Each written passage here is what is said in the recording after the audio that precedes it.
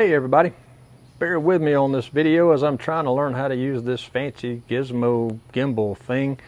The next few videos are going to be coming to you from Guam, so we're going to be doing it more probably in a vlog style. We'll figure it out as we go.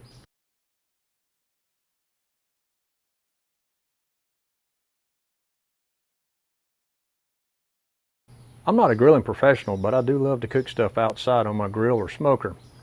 I will always choose charcoal or wood over gas if I have a choice, but there's one thing about cooking with charcoal or wood that I don't like. I love the smell of meat cooking on the grill or on the smoker, but I don't like the smell of smoke on me. No matter how hard I try, after I get through cooking something on the grill, I smell like it. I scrub, my scrub, doesn't matter, it just won't leave my nose. Those of you who smoke or grill stuff, you know what I'm talking about.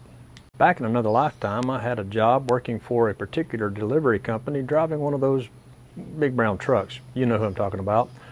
Anyway, one of my customers was the steam plant for the city of Huntsville. They burned garbage, of course. They incinerated it every day, but that wasn't the only thing burned there. There were body parts, and other nasty things that were incinerated that came from surgeries and such.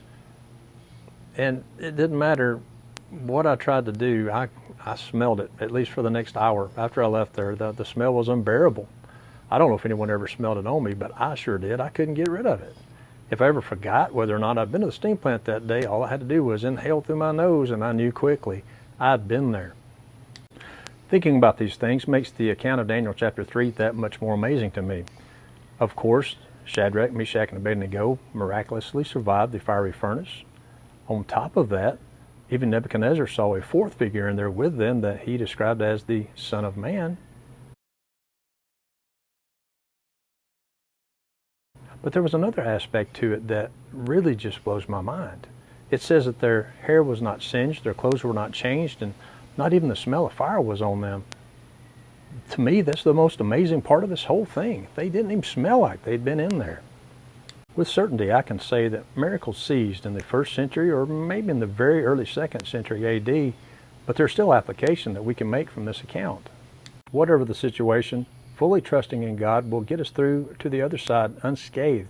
Not guaranteed that it's going to happen every time, but most of the time it's going to be that way. There are times when we somehow avoid failing when we don't even know how that we avoided it.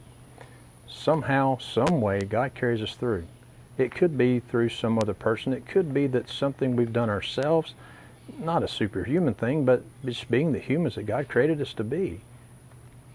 We come away from it not smelling like fire, but much of that is just making sure that wherever we go, God will be with us.